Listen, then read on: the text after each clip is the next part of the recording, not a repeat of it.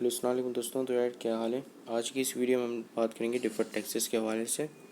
ठीक है। सो देखो, डिफर्ड टैक्सेस दो तरह के होते हैं। एक होता है डिफर्ड टैक्स लायबिलिटी और दूसरा होता है डिफर्ड टैक्स एसेट। ठीक है। सो बेसिकली डिफर्ड टैक्स को अगर हम इसकी इंट्रोडक्शन लें तो इसका मतलब डिफर्ड का मतलब होता है डिलेड, यानी कोई भी ऐसी चीज़ जो कि डिलेड हो गई हो। ठीक है।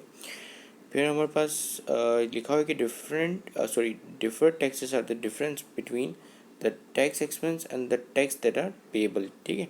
सो टैक्स एक्सपेंस और टैक्स पेएबल, इन दोनों के बीच में जो डिफरेंसेस होता है उसको हम डिफर्ड टैक्स कहते हैं। ठीक है। अब देखो, मुझे पता है कि इतनी छोटी डेफिनेशन से आपको समझ में नहीं आया होगा, तो हम आज की इस वीडियो में सिर्फ डिफर्ड टैक्स लायबिलिटी के ऊपर हमारा जो फोकस होगा वो डिफर्ड टैक्स लायबिलिटी के ऊपर होगा। और अगर आपको इतनी छोटी डेफिनेशन पढ़ के जो है ये समझ में नहीं आया है, सो डोंट वरी, ये पूरी वीडियो के एंड तक आपको ये समझ में आ जाएगा कि मैं ये क्यों कह रहा हूँ कि ये डिफरेंस है बिटवीन टैक्स एक्सपेंस और टैक्स पेबल का। ठीक है। सो जो tax asset deferred tax asset है वो हम नेक्स्ट वीडियो में कवर करेंगे। ठीक है। तो इसी के साथ ही लेट्स मूव ऑन। अब देखो, डिफर्ड टैक्स और में ये होता है कि कंपनी जो है वो दो तरह की फाइनेंशियल स्टेटमेंट बनाती है। ठीक है। एक जो कि अकाउंटिंग प्रिंसिपल्स को फॉलो करे, जो कि ये अपने लिए बनाती है। ठीक है। फाइनेंशियल रिपोर्ट्स को प्रेजेंट करने के लिए बनाती है। ठीक है।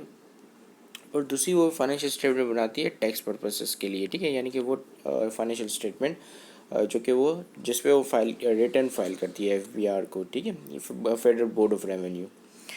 सही है। अब ये होता है कि ये जो स्टेटमेंट होती है, जो फाइनेंशियल स्टेटमेंट होती है, जो कंपनी जो है रिपोर्टिंग पर्पसेस के लिए बनाती है, वो जो है वो फॉलो करती है IFRS को और गैप को, US गैप को। ठीक है। इंटरनेशनल फाइनेंशियल रिपोर्टिंग स्टैंडर्ड्स को और general accounting generally acceptable accounting principles को। ठीक है। तो इन प्रिंसिपल्स के या इन रूल के मुताबिक ये स्टेटमेंट बनती है। ठीक है। अब ये होता है कि ये स्टेटमेंट में दो प्रिंसिपल्स होते हैं, उनको फॉलो करना होता है। ठीक है। ये वाला प्रिंसिपल होता है एक मैचिंग प्रिंसिपल, जिसको फॉलो करके ये बनानी होती है। ठीक है। अब इसमें जो इनफ्लो आता है कैश इन एडवांस, उसको जो है कंपनी अपना अनअर्न मानती है। ठीक है। लायबिलिटी मानती है, क्योंकि वो अभी तक कंपनी ने अर्न नहीं किया होता है, तो वो रेवेन्यू नहीं होता है कंपनी का। ठीक है। अब कैश तो आ गया है, इनफ्लो तो हो गया है, तो इसीलिए क्या होता है कि फेडरल बोर्ड वाले कहते हैं या फेडरल बोर्ड ऑफ रेवेन्यू वाले कहते हैं उनसे कि आपके पास तो ये कैश है, कैश आपके पास है, तो इसका मतलब कि ये वेल्थ है आपकी और इस पर टैक्स लगेगा। ठीक है। अब ये तो कंपनी वालों को पता होता है कि ये जो कैश है ये अनअर्नड है, अभी तक हमने अर्न नहीं किया, तो कंपनी वाले इसको अपने लायबिलिटी मान रहे होते हैं, जबकि जो टैक्स वाले होते हैं वो इसको अपना इसको कंपनी का रेवेन्यू मान रहे होते हैं। ठीक है। तो ये इस वाले केस में जो है हमारे पास क्या जनरेट होता है, tax deferred tax asset generate होता है इस वाले केस में। ठीक है। अब दूसरा ये होता है कि कंपनी जो है वो डिफरेंट मेथड इस्तेमाल करती है बाज़ूक़ात, ताकि या तो फिर वो टैक्स को जल्दी से टैक्स की पेमेंट कर दे। ठीक है। या तो फिर टैक्स की जो पेमेंट है उसको थोड़ा डिले कर दे। ठीक है। तो जिसकी वजह से कंपनी जो है वो डिफरेंट डेप्रिसिएशन मेथड इस्तेमाल करती है अपनी नॉर्मल रिपोर्टिंग के लिए और टैक्स पर्पसेस के लिए। ठीक है। अब मोस्टली जो है कंपनी, अगर कंपनी को टैक्सेस को डिले करना होता है तो टैक्सेस पर्पज़ के लिए कंपनी जो है डिमिनिशिंग बैलेंस मेथड का इस्तेमाल करती है, और रिपोर्टिंग के लिए जो नॉर्मल स्ट्रेट लाइन मेथड होता है उसका इस्तेमाल करती है कंपनी। ठीक है। सो अब देखो, डिमिनिशिंग बैलेंस मेथड में और स्ट्रेट लाइन बैलेंस मेथड में का डिफरेंस क्या है। ठीक है। अभी हम ये जान रहे हैं। ठीक है। तो देखो, स्ट्रेट लाइन बैलेंस मेथड का ये फॉर्मूला है। ठीक है। Cost minus scrap value divide by number of years, जिस नंबर ऑफ़ ईयर्स जो है हम अपना डेप्रिसिएशन एक्सपेंसेस निकाल रहे हैं। ठीक। और डिमिनिशिंग बैलेंस मेथड में ये होता है कि आप जो है वो जो कॉस्ट ऑफ मशीन उसको आप मल्टीप्लाई कर देते हो परसेंटेज से। ठीक है। जो आपके पास गिवन परसेंटेज होती है। अब यहाँ पर लिखा हुआ है कि let suppose a company purchase a machine of 1,00,000 rupees, it scrap value is 13,422, decided to use diminishing balance method of depreciation for tax purposes के लिए कंपनी जो है वो डिमिनिशिंग बैलेंस मेथड इस्तेमाल करिए और स्ट्रेट लाइन मेथड इस्तेमाल करिए फॉर द रिपोर्टिंग पर्पसेस। ठीक है। अब देखो, यहाँ पर जो डिमिनिशिंग बैलेंस मेथड के थ्रू हमने जो है डेप्रिसिएशन एक्सपेंस निकाला है वो कुछ इस तरह निकला है। ठीक है। 1,00,000 की मशीन थी, उस पर 20% डेप्रिसिएशन लगा, तो कितना हो गया, 20,000 डेप्रिसिएशन एक्सपेंस हो गया। ठीक है। Let me just clear this.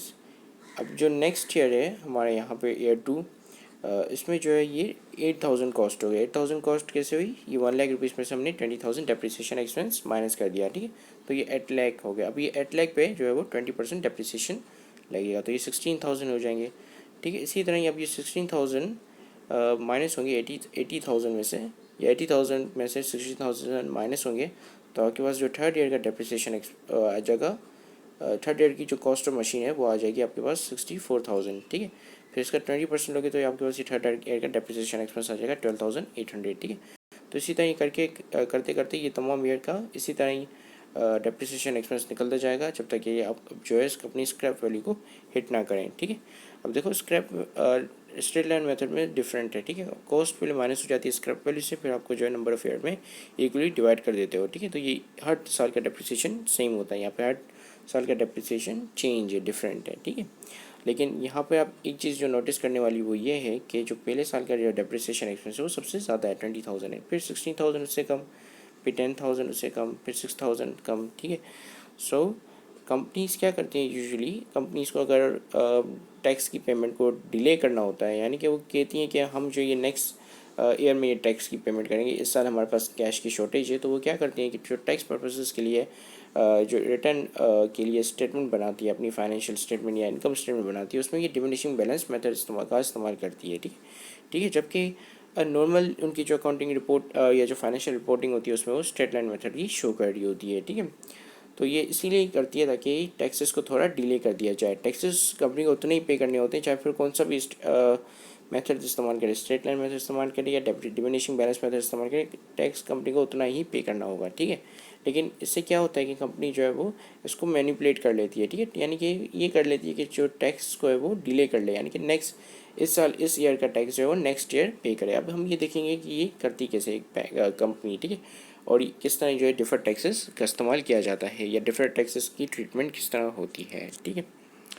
सो देखो यहाँ पर हमारे पास अकाउंटिंग पर्पस के लिए इनकम स्टेटमेंट बनी हुई है, और यहाँ पर हमारे पास टैक्स पर्पसेस के लिए स्टेटमेंट बनी हुई है, ठीक है। Let me just clear it. अब देखो यहाँ पे टैक्स पर्पसेस के लिए जो स्टेटमेंट बनी हुई है वहाँ पे कंपनी ने स्ट्रेट लाइन बैलेंस मेथड का इस्तेमाल किया हुआ है। यहाँ पे देखो डेप्रिसिएशन एक्सपेंस आ रहा है 88,658, ठीक है। और यहाँ पर सेल्स भी यहाँ पर 1,00,000 है, ठीक है। फिर कॉस्ट ऑफ गुड्स सोल्ड है 50,000 सॉरी 1,00,000 सेल्स हैं, 50,000 कॉस्ट ऑफ गुड्स सोल्ड, फिर हम आपका ग्रॉस प्रॉफिट हो गया 50,000, ठीक है। फिर एडमिनिस्ट्रेशन और सैलरीज एक्सपेंसेस हैं 10,000, फिर डेप्रिसिएशन एक्सपेंस है 8,650, ठीक है। अब ये देखो डेप्रिसिएशन एक्सपेंस, यहाँ पर ये चीज़ नोट करने वाली है, तो डेप्रिसिएशन एक्सपेंस यहाँ पर नोट करें, ठीक है। अब यहाँ पर दूसरी स्टेटमेंट के पास आ जाते हैं, ठीक है, जो कि टैक्स पर्पसेस के लिए क्रिएट की गई है, ठीक है। अब देखो यहाँ पर सेल्स भी सेम है, ग्रॉस प्रॉफिट भी सेम है, ठीक है, और जो है एडमिनिस्ट्रेटिव एक्सपेंसेस भी सेम है। खाली डेप्रिसिएशन एक्सपेंस जो कि चूँकि यहाँ पे डिमिनिशिंग मेथड का इस्तेमाल किया हुआ है, तो डेप्रिसिएशन एक्सपेंस यहाँ पे ज़्यादा आ रहा है, ओवर स्टेटेड हो गया 20,000, ठीक है। सो ये 20,000 डेप्रिसिएशन की वजह से आपकी जो है इनकम बिफोर टैक्सेस जो है वो ज़्यादा आ रही है, कितनी 20,000 आ रही है, ठीक है, कम आ रही है, आई मीन ज़्यादा नहीं कम आ रही है, क्योंकि डेप्रिसिएशन एक्सपेंस की वजह से जो ग्रॉस प्रॉफिट में से कुछ ज़्यादा ही पैसे लेस हो गए, ठीक है। और जबकि यहाँ पर जो डेप्रिसिएशन एक्सपेंस हुआ है उसकी वजह से इतने ज़्यादा पैसे लेस नहीं हुए ग्रॉस प्रॉफिट में से, ठीक है, क्योंकि ये कम है डेप्रिसिएशन, क्योंकि स्ट्रेट लाइन मेथड से क्रिएट किया हुआ है, और ये ज़्यादा है डेप्रिसिएशन, ठीक है। अभी देखो ये तो समझ में आ गया कि ये डेप्रिसिएशन यहाँ पर डिमिनिशिंग मेथड से क्या हुआ है, तो ये ज़्यादा है यहाँ पर डेप्रिसिएशन एक्सपेंस, और यहाँ पर कम है, ठीक है। अब इसका डिफरेंट टैक्सेस से क्या ताल्लुक। अब देखो डेप्रिसिएशन एक्सपेंस चूँकि यहाँ पर ज़्यादा है, तो जिसकी वजह से जो इनकम बिफोर टैक्सेस है वो भी ज़्यादा आ रही है। अब अगर अब ज़्यादा आ रही है तो इसका जो 10% यहाँ पर टैक्स लगा, तो वो भी ज़्यादा टैक्स लगा। यहाँ पर कितना लगा 3,134, ठीक है, 3,134 टैक्स पूरा लगा यहाँ पर, ठीक है।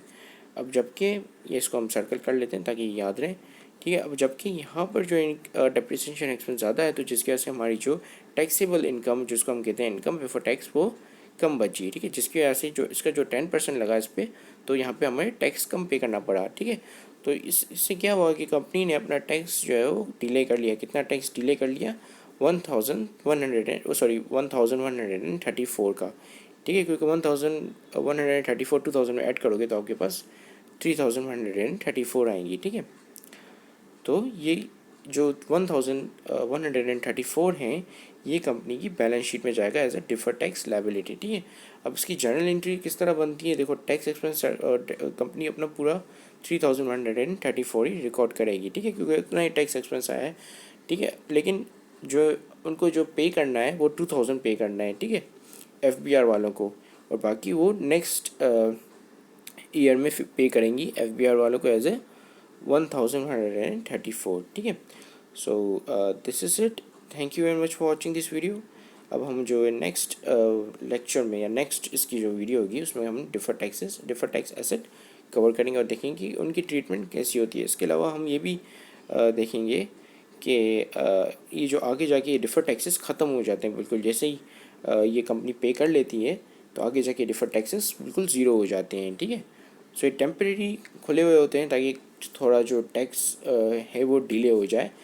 हो सकता है उसका रीज़न ये है कि कंपनी के पास अभी कैश अवेलेबल इतना नहीं है जो इतना टैक्सेस पे कर सके, या उसको कहीं कहीं किसी और जगह पे टैक्स की जो एलोकेशन करनी होती है, ठीक है, कंपनी को।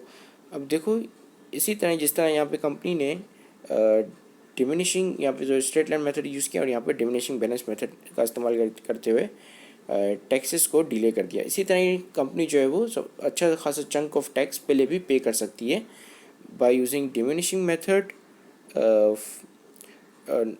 By using straight line method for the tax purposes, ठीक है। ये वाला मेथड जो है वो टैक्स पर्पसेस के लिए इस्तेमाल करें और ये वाला मेथड जो है वो नॉर्मल